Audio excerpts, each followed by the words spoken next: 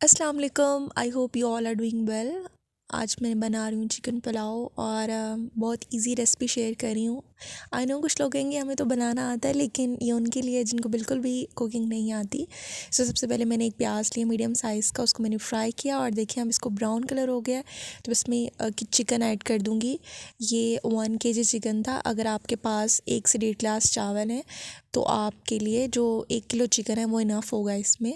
तो मैं चिकन को अच्छे से ब्राउन कर लूँगी और अब मैं इसमें साबित मसाले जिसमें दालचीनी, ज़ीरा ये ऐड कर दूँगी। यहाँ पर मैंने अदरक ऐड किया, टमाटर, सब्ज़ मिर्च और 1 चम्मच मैंने इसमें नमक ऐड किया था, वो अपने टेस्ट के मुताबिक ऐड कर लें।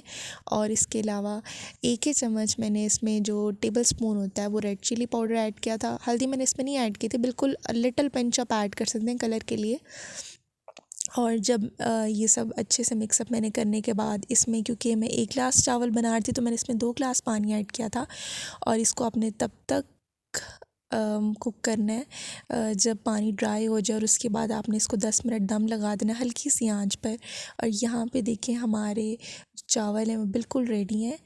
और आप ज़रूर इस रेसिपी को ट्राई करें। खुश रहें, खुशियाँ बांटें। Take care.